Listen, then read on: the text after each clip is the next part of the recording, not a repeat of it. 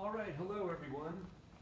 This is the first day of lab, and so I have up our PowerPoint that will take us through all the way through Lab Exam 1. So it's entitled Practical 1 PowerPoint for Students. And before I actually start in on these slides, I would like to just take a quick glance at the syllabus so we can see on our schedule here what we're going to be doing in lab today. So we have orientation. I would like to spend a little bit of time trying to tell you guys about what microbiology lab is like. And over time, I'll make sure to give you guys a chance to see all of the different pieces of equipment and how things are set up in the micro lab. For now though, we'll kind of skip around and make sure that we cover the topics that we normally do on the first day. All right, so we have a little bit, we'll talk about lab safety, microscopy, which is learning how to use the microscope and its features, and then we'll use some simple specimens and set up not only a letter E, but also a wet mount of our cheek cells so that we can take a look at those. And we're also going to be taking a sample from the environment that's entitled here, Environmental Cultures. And you can see in the lab activities that they're listed by numbers. So in our microbiology lab manual, which should be floating around here somewhere, all right, we have microbiology, laboratory theory and application by Leboff and Pierce. And so when it says 2-1, for instance, you could go to 2-1 and see that it'll tell you in more detail what we would be looking for in the environmental cultures, what the theory is behind that, and I'll be talking about that, and then what some of the results and outcomes will be, which I'll be showing you next time when we return to lab. And so in this video, we'll look at the setup and we'll talk about the theory that the book covers. And so you can see how the different exercises are numbered accordingly to what's found in Leboff and Pierce lab manual. All right, so let's get started. And what I'm going to be doing is going over some of the lab safety concerns as we go through these topics so that you're reminded about them and you understand more than just on the first day reasons why microlab operates the way that it does. So we'll keep kind of coming back to lab safety as a component of what you guys learn when you're here in microlab. And now I'm going to switch to the PowerPoint so we can get started on today's topics.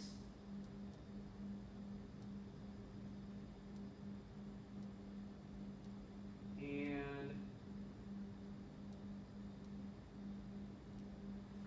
prefacing today's topics are a couple of slides that tell you what the first lab quizzes will cover. So the first lab quiz number 1, will be over some of which, part of which we're covering today in day 1 of lab. And then as we go through some of the other topics in the following days, I'll be reminding you guys of when the lab quiz will be, and then you can see what it covers here. All right, so we also have a slide that says quiz number 2, and again, we're talking about a lab quiz that encompasses certain topics that are listed here. So if they're on here, then you're definitely going to need to know them for your quizzes. And if it's information that's not on here, then it won't be on the quizzes. I try to be really straightforward about that. All right, environmental cultures will be our first activity. And one of the reasons I always start off with this one is because it doesn't require really much in the way of lab safety. As long as you don't trip and fall, I guess you'll be fine, right? So in this particular case, I'll show you this is super easy, where we're going to take a sample from the environment, and we need to know what it means to culture something from the environment. So let's take a look at this word culture.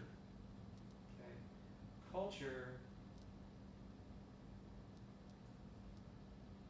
is a term that both medical doctors will use, like to culture, say, a patient sample, but what are they culturing?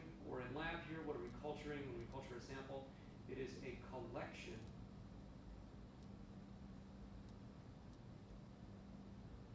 of growing microorganisms.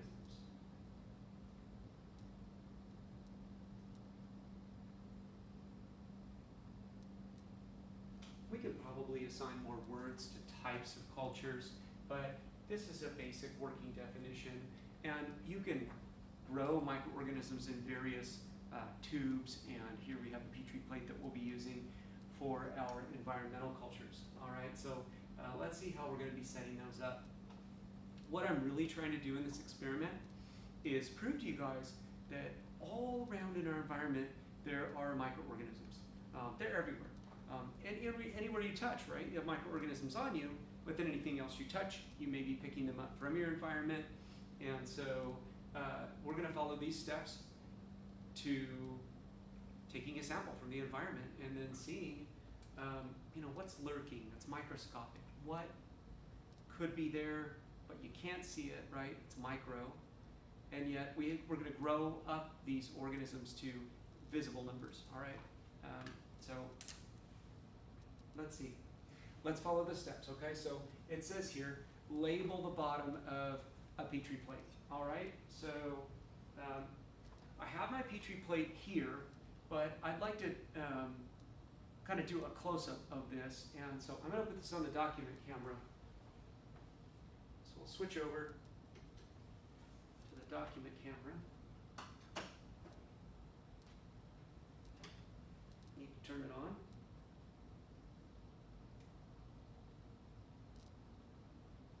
And here's our plate coming into focus. All right. Now, back on our instructions a minute ago, or a second ago, it said label the bottom of the Petri plate. A Petri plate has two halves to it. So let's look at those two halves a little more closely. First we have the empty lid, and you can see some water droplets on the underside of the empty lid. Don't worry about those water droplets.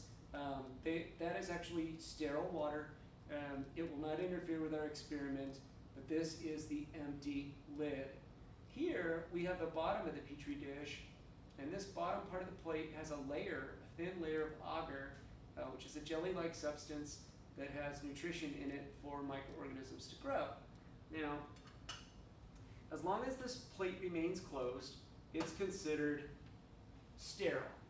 Sterile means that this plate was made carefully enough with the right procedures for sterilization to make sure that no microorganisms are in it right now. Now, I took a risk when I opened the plate to the air, and that's something that maybe we can test as well. Some of you might have heard that germs can float through the air, right? We're worried about that with COVID-19, right? What if someone who's infected is in a room with like closed air where, viruses could be floating in that air, and then someone else could inhale them. And in this case, we're going to be opening these plates. We're not going to be able to grow viruses, but we are going to be able to grow some bacteria. And speaking of the air, let's test the air. All right. So I've already opened the plate a little bit anyway. So I'm going to just go ahead and label this. Oh, and by the way, it said label the bottom of the plate. So the bottom is the part with the food that I'm holding up. All right, that's where we're going to be labeling. So I'll put D for Derek and B for Boyer, my initials, and then I'll go ahead and put air sample 20 minutes.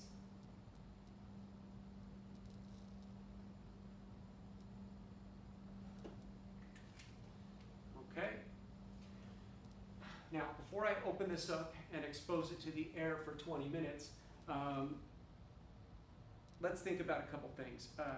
why did we label the bottom of the plate specifically and not the lid? Because most of the time you label the top of something. And so one reason that we're going to see is that once we take our sample, we're going to be incubating these plates with the lid down and the bottom of the plate up. And the reason is because of the condensation that I was showing you. See how here there are water droplets. Those water droplets, they'll build up more and more if we incubate the plate this way. Because when you put the plate into this gray box that I'll be showing you, the incubators, I'll put them on camera in a bit. What happens is the plate heats up to a nice toasty 37 degrees Celsius, which is actually human body temperature, coincidentally. And what happens is the agar that's on here, the jelly-like substance, has a lot of moisture, and water will come up out of that, and it will collect on the lid here. And the underside of the lid will get more and more water droplets that will start to get heavier, and then they will drip, drop, and rain down back onto the surface of the petri dish.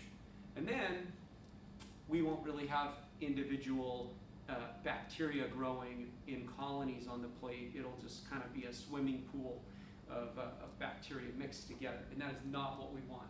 So we do not want to incubate the plates right side up. We can prevent this dynamic by simply flipping the plate over. And if you're wondering how it is that flipping the plate over makes a difference, it has to do with the fact that the moisture source is now on the top. It still has moisture, but the way that the moisture will escape and not build up is that if you look really closely, it's actually a little hard to see. I'm going to go ahead and turn the light on this, and maybe it'll give us a chance to see a little more readily. I'll flip it over for a second so you can see it from this angle. Okay, right up here, there are feet. There's a little line there, and a little line there, one there, and one over here. They're little notches on the underside of the Petri plate lid, and what it does is it keeps these Petri plates from sandwiching to an airtight seal. They do not seal shut. This plate actually has room for gas exchange, and so when we flip the plate over like this, gas will be able to escape, water will not build up underneath the lid, and it's nice that we can see our label facing up as well. And if there's one more thing that we can keep in mind here, it's that, let's see. Oh, what if we had an accident? What if you had a stack of plates and they fell off the counter or something like that? If these plates come apart and you had an accident, if you have the label on the bottom, that's where the bacteria are growing on the actual food source. The empty lid is less concerning. You can label both sides if you like, but at a minimum, we always label on the bottom because of this fact. That's one of the safety concerns that goes into this. Okay, so now you've seen this a little more close up, and we'll go back to our instructions. So now what we're going to do is wet a swab. So we need to have some sterile saline, and give me just a moment. I'm going to get some lab supplies and put us on a close-up of what's going on. Okay, so step 2 is to wet the swab now that we've labeled the bottom of our plate. And I have a container here of sterile saline, and this is basically a water-containing solution with just a touch of salt that puts the right amount of osmolarity, osmotic pressure. We'll talk about that later in the course, but for now you can see that we do need a little bit of water. We want to wet the swab because when we collect our sample, we want that sample to pick up nicely off of whatever it is that we collect. So here I'm getting a sterile swab. Now when I take this out, I want to do a careful job to not touch the sterile swab to something that's not part of my experiment. Now, I just realized that this was my air sample. All right, I'm going to go ahead and set this aside. I think I'll just put this over here, and we'll let this stay open for 20 minutes, okay? And so that's the 20-minute air sample, and I just looked at the clock, and I'll have to collect that in just a little bit. Now, I have another plate that I'm going to use to sample something else. So I wet the swab, I'll carefully take off the lid, and I'll go in and wet the swab, and I don't want it to be dripping wet, so I'm going to kind of squeegee it off a little bit. And then now I need to sample something. So I'm going to sample, what shall I sample? How about my cell phone? So undoubtedly my cell phone has body oils on it and bacteria, and there are all kinds of little cracks and crevices and things where my cell phone has picked up bacteria and other germs and such. So I'm going to go ahead and take this wet swab and just wipe along here. And I'm going to wipe kind of hard because the wet swab isn't going to mix that well with body oils. All right, oil and water don't really mix very well. So I'm getting kind of just extra thorough to go to different surfaces and just see, these are all places that my face or my fingers could touch, and we'll see which kinds of bacteria will be picked up from the cell phone. All right, so we're not being very precise about the technique of collecting the sample in terms of how many swipes or swabs, not swabbings, but what I'm going to do is turn my plate over, and well, let's start with it lid face down, and I'll carefully then leave the lid down there and take the open auger, and we'll wipe it around, rotating this around. There's really no wrong way to do this unless you just press so hard. It doesn't take much muscle to move the bacteria around and spread them around on the plate. Sometimes students will press so hard that they split into the jelly-like auger. So I'm using a light touch, but I'm being very thorough to make sure that I get all my sample off of there, okay? And so now I go ahead and I take my used swab and I put it back into the container that it came from, all right? And then I need to relabel this. So this was my cell phone, and I'll put my initials there. Also, I would like to try a sample, just another sample for good measure. Let's try, how about a shoe? How about my left shoe? Why not? So I'll go ahead and sample the bottom of the shoe. All right.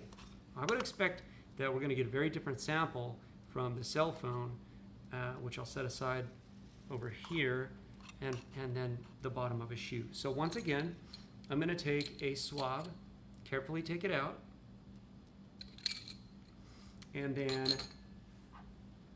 I'll sample the bottom of my shoe. So I wet the swab, okay, and then give me a moment here.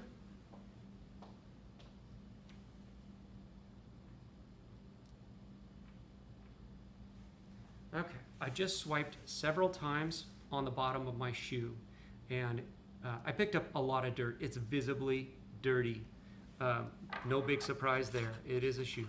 So I'm going to go ahead and spread this around. Notice how I'm keeping my fingers away from the sides.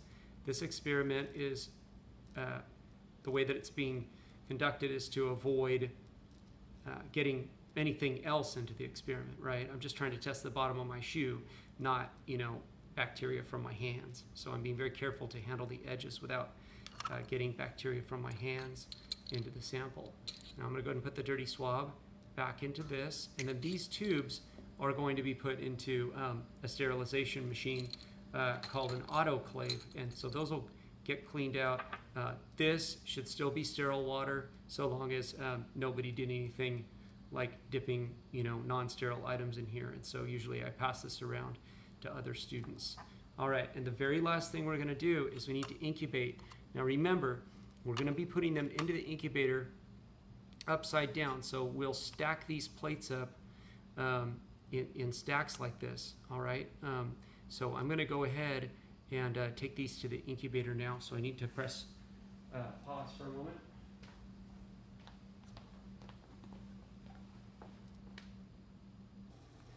Okay, here we are in front of the laboratory incubator. We have several of these in our lab.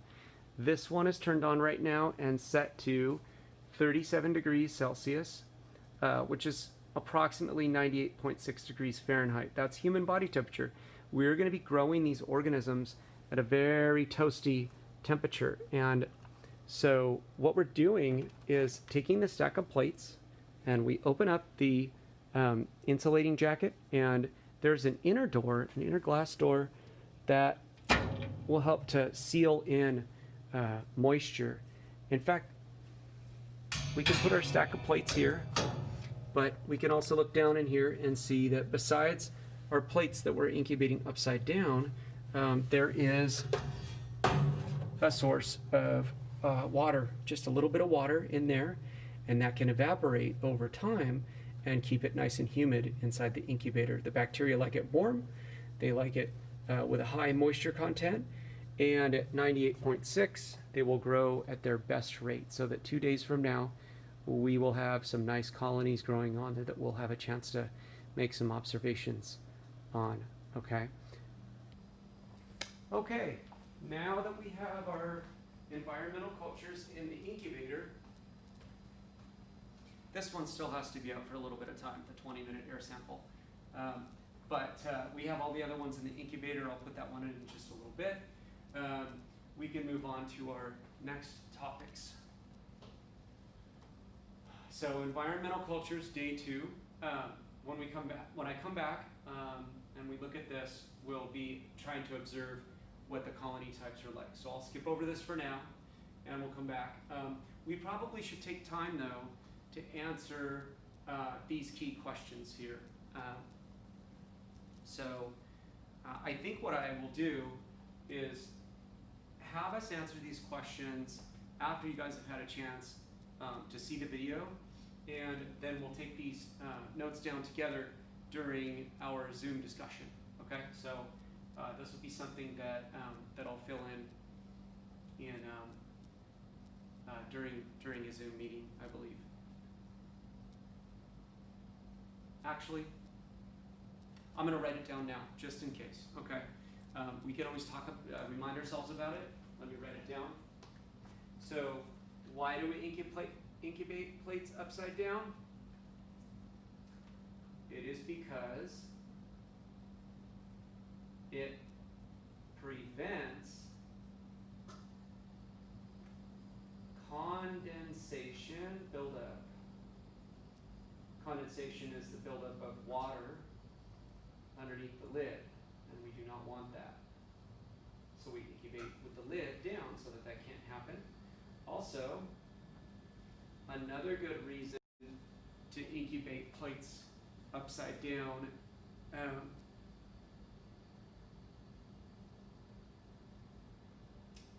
what was it?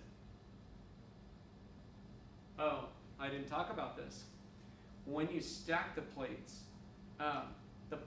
actually stack better with the lid down because the lid is larger. To give you a bit of an example, if I have a stack of plates and the lid is face down, it's easier to grab the very bottom lid on a stack of 3 or 4 or 5 plates than if they're right side up, because the lid is larger, like an umbrella, and you go to grab it, there's a chance that as you grab the stack, you could end up lifting the lid off and leaving the smaller bottom down on the counter. if you're following what I'm saying. It's another thing. It increases the plate handling. Dexterity issues are solved by having the plates incubated upside down. The label also faces up, right?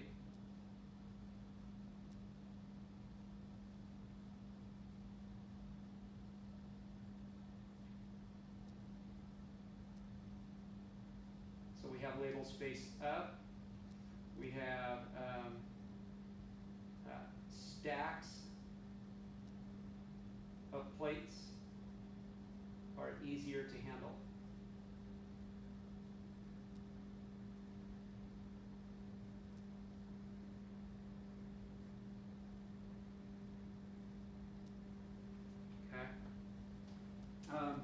And you could probably argue that the label facing up could be on the answer to this next question, but there's another concern here. The second question says, why do we label the auger side of the plate? And if you recall, if there was an accident and the lid got separated from the bottom, then the bottom has the auger, right? The bottom of this plate is where there are going to be bacteria actually growing, and the lid is empty, and so it's good that we have the label on that side, right? On the side that has the bacteria growing.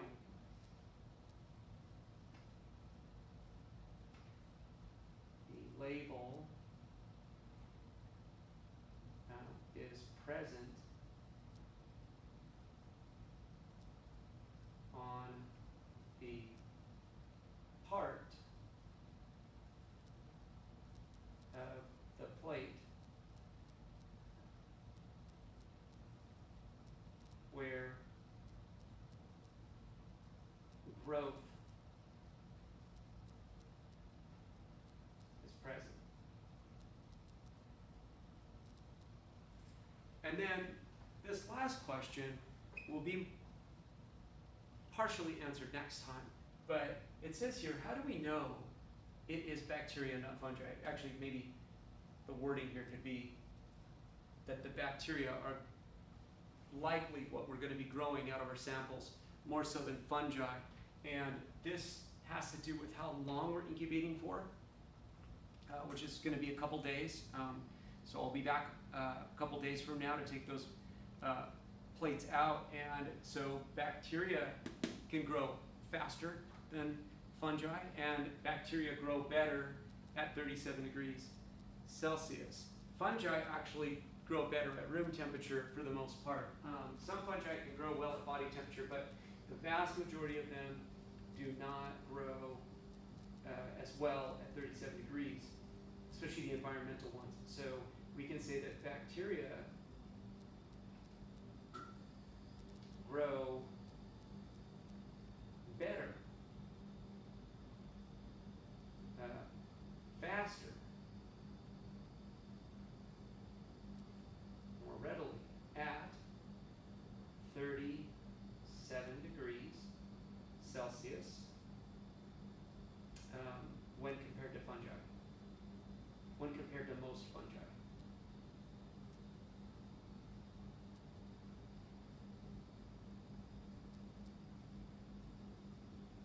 Some fungi are slower growing as well. So that's something to keep in mind when we look at our results next time we come back to lab. All right, microscopy day one. So we're going to take these samples out of the way, and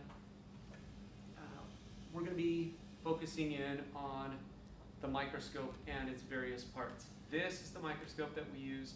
It's a common light microscope. It's made by Olympus, which is a really fine microscope maker, and I've got pictures of that, but I'll also be showing you what you guys would see in lab as a piece of equipment that all students in microbiology lab begin using pretty much from day one.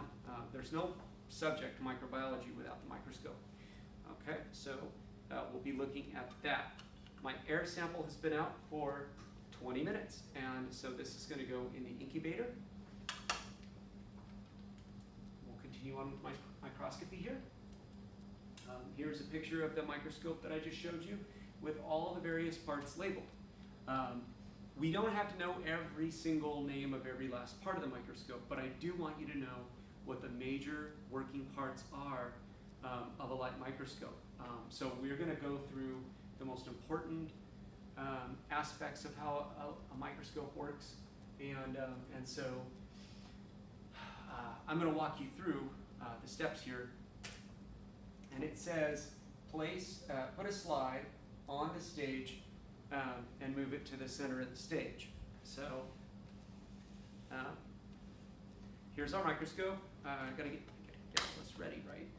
So I'm going to go ahead and plug it in. It is powered, with a bright light bulb, light source, and that's nice because way back centuries ago, in the 1600s, when microscopes were first invented, there wasn't a light bulb.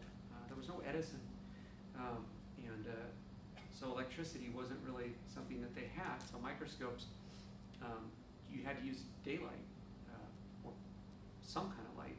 But anyhow, the way we turn on the lights, first of all, is going to be here on the on-off switch. So I can turn the lights on and turn the power on, but I'm going to put a slide on there as the first step suggests. So one of the things that you're going to be looking at in day one is the letter E. Okay, so here is just an ordinary microscope slide with a printed letter E. I don't think I need to give you a close-up at that right now. Just take my word for it. There's some newspaper print with a letter E on it. Okay. And so I've put that onto the stage, and on the top of the stage, which is this black plate here, there is a silver slide clip. It has a spring-loaded lever, and basically you just house your slide on there so that it kind of fits in there like a picture frame. All right, now let's look at the next step. Move the nose piece. All right, so we have to look and see what the nose piece is. The nose piece is this object right here. That's the side of it. It's a rubber ring, basically. It has a rough edge to it, like ridges, that allow you then to get a good grip on this area so that you can rotate this ring to move the objective lenses into place. And it says that we need to move the 4x objective lens into place, and that is the smallest lens. In this picture, a bigger lens is in place, but what I'm going to do is make sure that the smallest lens is in place. It's 4x. It says 4 on it, and what I'm going to be doing is making sure that it clicks into place and that the letter E is positioned right underneath it. And the way that I just did that is by centering the slide after using the nose piece. By the way, the nose piece has a definition that's in bold.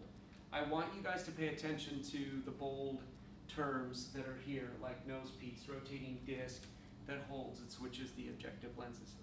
So we do have to know some vocabulary for the lab quizzes and the lab practicums. And I try to make it clear these are things, when I emphasize them, or they're bold, or we talk about this is a definition you need to know or a part you need to know, that you guys remember to study that. Keep that in mind. Now, what we're going to be doing is centering the letter E, which isn't shown in this next step. But right here, there's this piece, this metal bar. It's an arm that is on the right-hand side of your microscope when you're looking at it. And the two knobs that are here either move it forward or back or left to right. And so what I'm doing is just centering the letter E, which is my specimen. That's what I'm studying I'm going to study right now. So I've got that in place. And it says now to use the coarse focus to move the stage all the way up. Now, coarse focus can be found as a large knob on either side of the microscope. So here's the coarse focus adjustment knob. You can see it here. You can also see it on the other side of the microscope. And what we're going to be doing is grabbing the outer part of the knob and moving the microscope stage, this black plate, all the way up as far as it will go. Now, we want to make sure that we differentiate between the large coarse focus adjustment knob and the smaller outer knob. They look like they're part of the same piece, but they're actually two separate pieces. And the smaller knob is called the fine focus knob, and that is not what we're grabbing. You have to use your hand like a claw. Use your claw hand. Anyway, and grab the coarse focus adjustment knob like that to move the slide and the stage all the way up. Okay? Now what's next? Adjust the width of the eyepieces. So the eyepieces are the ocular lenses, right? Like a pair of binoculars. And so I will do as much to make sure that I can keep both eyes open. You know, we don't want to have just one eye open. That gets to be really strenuous over time. Like if you're spending hours like this, looking through one ocular rather than both of the oculars, it's kind of unnecessary. And I did that actually for a while as a beginning student. And over time I realized, look, you just need to get this so that that both eyes can be open at the same time. Now, next, we're going to use the coarse focus, right? The larger outer part of the knob to move the stage down while I'm looking through the ocular lenses to get the letter E to come into focus. Now, I'm going to attempt to put the camera up to the microscope so that you can see this. And it may be a little bit shaky for me to do this, but I'm going to try.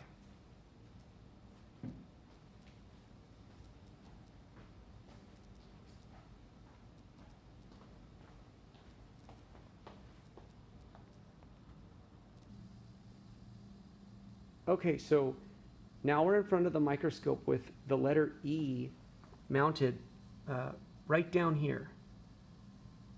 You can see it where the light is coming through. And at this point, what I'm going to do is change the zoom back out and try to see if we can get a view with the light coming through. Are we getting anywhere? Oh, there it is. Now, notice something about the letter E. It's upside down. But it's not just upside down. It's actually flipped around as well. So we have a mirror image reversed and upside down letter E.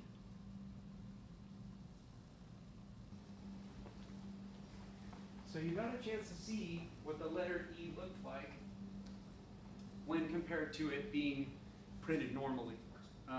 Microscopes have mirrors inside of them, like cameras do. In most cases, there'll be a mirror in there. And that mirror flips things. It gives it a mirror image, right? Things don't, what's left is right, is opposite, right? So when you move the slide around, what you think, what you observe is going to the right is actually physically traveling the opposite direction to the left, and vice versa. Also, it's flipped, so the letter E is no longer right side up. If we try to figure this out, what does that look like? Let's take a look. What does the letter E look like? So if this is a letter E, like that, then it would be flipped over.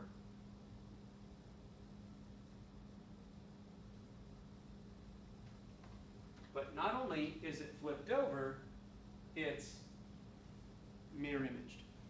And I don't know that we need to memorize what it looks like exactly, but you can see that when you're looking for, say, bacteria, it doesn't really matter. If they're little spherical ball-shaped organisms or rod-shaped sausage, looking shapes, then it's not going to matter.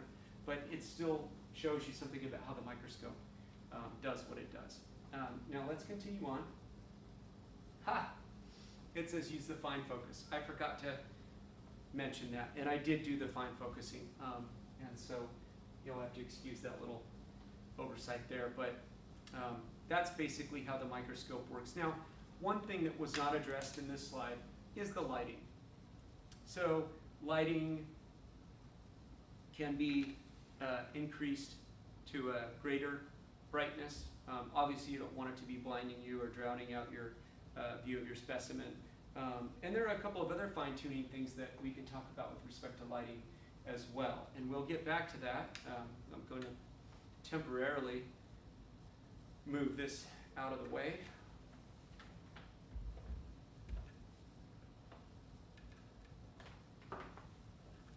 And let's talk about the levels of magnification that are possible with our light microscope that we use in the beginning micro lab.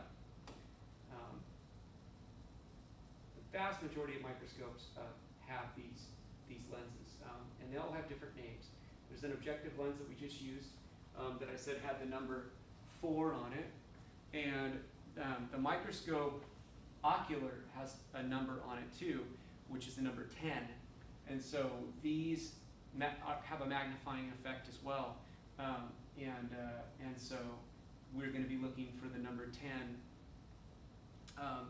to then play a role in what we call total magnification. So the objective lens, which is the barrel-shaped lens right above the specimen, is called the scanning lens in this case. And then you have your objective lens, 4x, ocular lens, 10x, and these microscopes are called compound microscopes. Compound means that the total result is a multiplication. That when you multiply 4 and 10 together, you get a total magnification of 40x. Okay? And then if we look back, there are actually 4 lenses. You can see 3 of them here in this view, but there are 4 objective lenses that can be rotated into position. And each one of those lenses has a different value and size. So the next largest lens is called the low power lens. Low power. And the low power lens has a 10 on it and an ocular magnification of 10 as well. The eyepiece never changes, but the so this is going to stay 10. We don't swap out the eyepieces, but we're going through the different objective lenses that can be employed. And so if you have a low power lens in place, then you're going to have 10 times 10 will give you 100x. And then if there's a low power lens, next we have a high power lens. There's no medium power in our lab, but there's a high power lens that has a 40 on it, okay, a 40x objective, along with your ocular, which is still 10. You get a total magnification of 400x. And then lastly, we have the oil immersion lens. The oil immersion lens it's the longest, largest lens. It's the one with the white stripe around the barrel.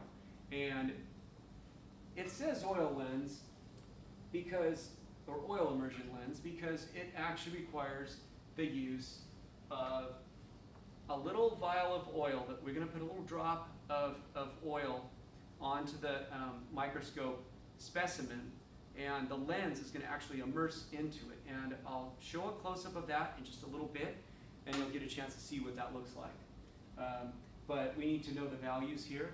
So the oil immersion has a 100x value plus your ocular of 10x gives you a total magnification of 1000x. So essentially, you're always just taking the value of your objective and just simply multiplying it by 10 for the ocular and getting your total magnification. So let's see now. We talked about what happens to the letter E and its orientation, right? It's flipped over, it's mirror imaged, and then so if you were wondering why, it has to do with not only the mirror that's inside the microscope, but the lenses. Magnifying lenses have a sort of a convex nature to them, and that curvature causes light that passes through the lenses before the image gets to your eye to be focused like a cone. And when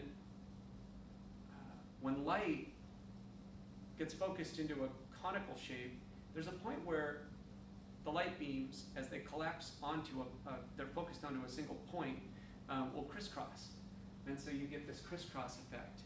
And then the mirror causes the mirror image effect, which is not shown in this picture. But reality is you end up with this flipped, reversed letter E.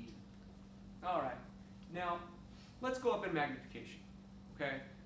Let's go from the low power that you saw so far. I mean, you didn't see low power. You saw the scanning lens. So you could actually see the whole letter E moments ago.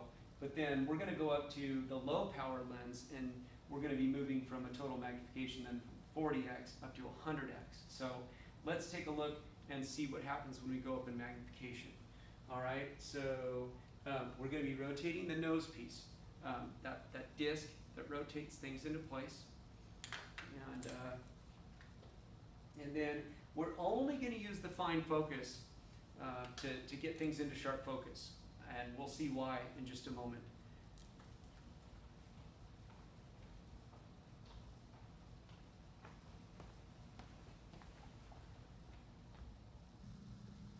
All right, so here we are at the microscope, and I will go ahead and rotate the nose piece so that the low power lens, it's the one with the yellow stripe around the barrel, clicks into place. And now we're going to take a look at our letter E.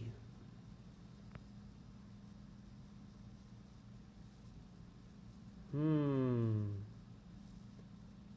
little hard to get into focus here, but you can see the letter E is a lot closer up. Okay, you can see the granularity of the print typed on there. You can start to see kind of like the fibers of the paper. Sorry, I'm a little shaky, but it's giving you a chance to see what it is that you're supposed to see there. Now, we're going to move up to one more level of focus, and as we get closer and closer with the letter E, it becomes increasingly difficult to see what it is. But one of the things we need to do, first of all, is make sure that the letter E is centered down in there. Gosh, the light is so bright, it's hard to tell. See how the letter E is there? We want to make sure that we center the letter E to recenter it every time before we move up to a new level of magnification. And you really should recenter it also looking through the objective lens. But before I get to that, I'm going to go ahead and skip to a higher power lens. Now this is the 40x lens, so we're going to try to look at the letter E at 400x. So here we go again. Excuse the shakiness. I'll see if I can get you a decent view.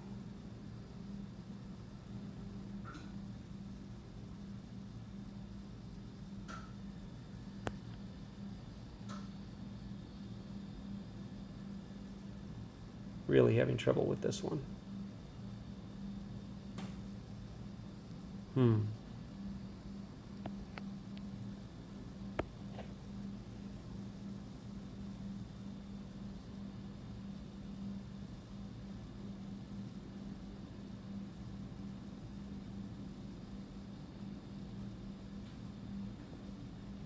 Just may not be possible in this case.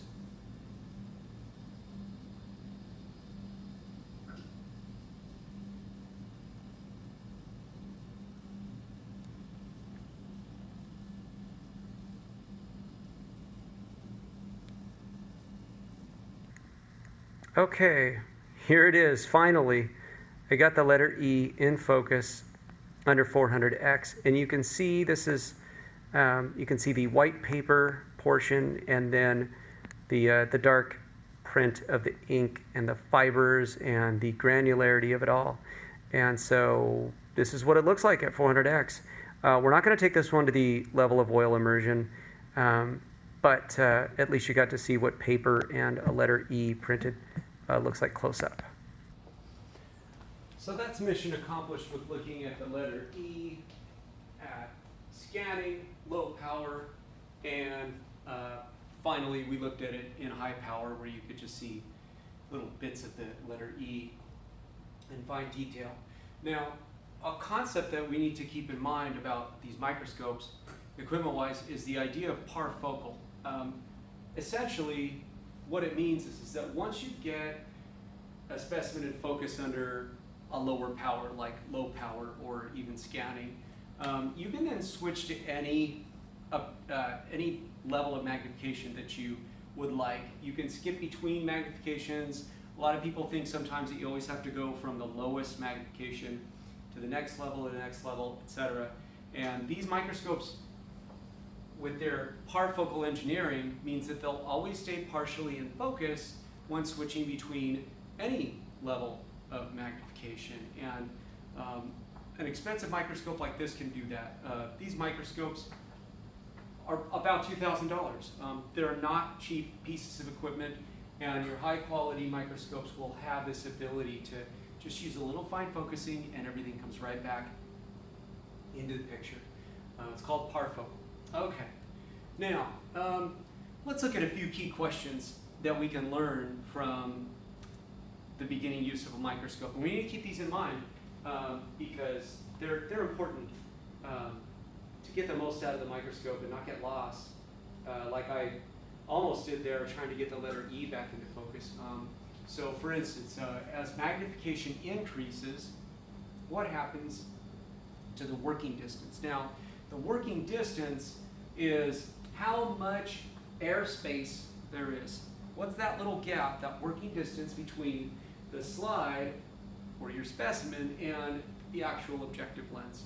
And so one of the things you can see is that the more magnification, the bigger the lens gets. And if the lens gets really large, then you're going to have a smaller and smaller gap in between there. So this relationship has an inverse relationship. All right? So what do we say here? As magnification increases,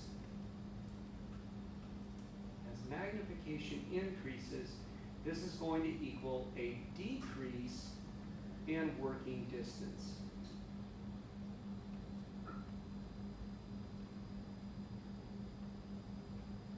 That's just a fact.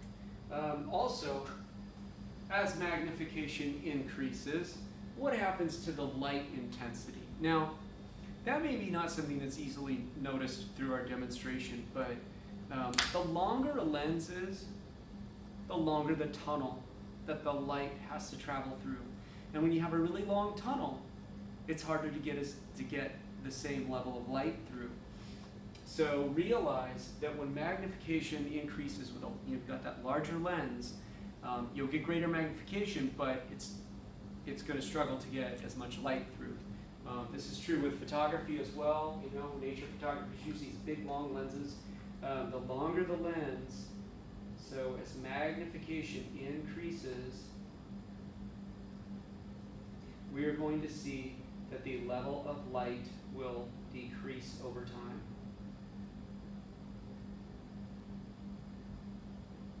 So what can we do about that? We could turn that light intensity knob up. You could put a little more light in there. In fact, you can control the light from different areas on the microscope. One of the ways in which we can control the light is by some of the iris diaphragm rings that are present down below the stage. Below the specimen, we can control how the light comes in. And so we'll get back to that. Now, Another question to answer before we move to that is, as magnification increases, what happens to the size of the field of view? Now let's define what field of view is, and then I think it'll make some sense to figure this. All right, so if this is your field of, let's call this your field of view, okay? And the field of view will be everything that you can see inside this circle, right? So let's say that's the amount of area you can see at 40x total magnification. And let's put the letter E here. So here's your letter E. You've got this much area around the letter E in your field of view at 40x. Okay? Now, I'll put field of view here just to remind us what we're talking about. Field of view. But how is this field of view going to look if we up the level of magnification to, say, 400x? Or let's not go that extreme. Let's go to a low power to 100x. All right? So we go from 40x to 100x. That's 2.5 times magnification. But now the field of view, what's that going to be? So if here's your 40x, maybe this is your 100x. So 40x is here, but then this is how much area you would see in your field of view with a 100x low power lens in place. Okay, so we're just comparing that the field of view shrinks. All right, it's like zooming in on something. If you were looking at the whole campus in a helicopter, and then you said to the pilot, "Hey, man, we want to look at we want to look at the campus a little bit more closely," he would have to fly to the part of the campus that you wanted to see. So that's like centering the specimen, and then lower the helicopter down, decrease the working distance. And at that point, you're only going to see a smaller area, a smaller zone around the campus. So that's basically the effect that we're talking about here. But that also brings up one more important concern, which is you have to have your specimen centered if you hope to see that. Let's take this scenario. Imagine if what you wanted to look at was this star over here. Now, if you wanted to look at this star, and you go and you say, oh, it's in the upper left-hand corner at 40x, and then you just simply switch to 100x, now you've lost it. And this happens. And it's okay. It's just one of those things where you don't panic. You just go back to low power. Don't touch anything. Just go back to low power. Center what it is you want to look at, and then go switch the objective lenses. A little fine focusing, you're good to go. So that's something to keep in mind. We're saying that as the magnification increases, so magnification increases, we would say the field of view, we'll abbreviate that FOV, the field of view decreases. Okay, so everything's an inverse relationship, and that makes it kind of easy to remember if you don't have to recall information like that. All right, now a little bit more about how we're using our microscope, okay? Other parts, just fine-tuning, like I was talking about with the lighting, okay? So there's a technical name for the light intensity or dimmer knob. It's referred to as a rheostat. So if you ever hear that term, don't be confused. Just it's talking about the light intensity knob. We can talk about the condenser. The condenser is a little hard to see without taking into consideration that I'm going to move the stage all the way up, okay? And then looking into the bottom of the microscope here, there is this on the left, your left-hand side when you're facing the microscope, this little knob. And when you turn this knob, you'll see that it can raise or lower the condenser. The condenser is this part housed right under here in this picture. And when you move the condenser down, then it allows you to see something called the iris diaphragm lever. So these microscopes, if you look at them very closely, there's a little lever that you can slide back and forth that will either open or close the amount of light. It constricts the amount of light that will go into the specimen. And so you can use these condensers. You can adjust the condensers using, let's see, the iris diaphragm. All right, so you need to know these terms. The iris diaphragm is a sliding lever that's down here that opens or closes the condenser. And the condenser's job is to take the light and focus it into a nice organized beam. If you look back, this shows the function of the condenser really well. Here's the condenser lens, and it's shaped in such a way that it takes the light beams that are coming straight towards your specimen and focusing them into a nice point. And so that's what the condenser does. But then, I'm skipping around, I know, but then you have your iris diaphragm. So the iris diaphragm will control how much light goes through the condenser. All right, now, it says here microscopy day 2. I would like to actually spend that time right now to look at another specimen, and it's going to be a wet mount of cheek cells. Actually, for what it's worth, let's do that on day 2. I think we've had quite a bit of coverage today as an introduction. We'll talk about things like how to stay safe in the lab when we come back, and how to use the microscope some more, where I didn't talk about oil immersion today, but I will on our next session as we continue through this coverage of lab.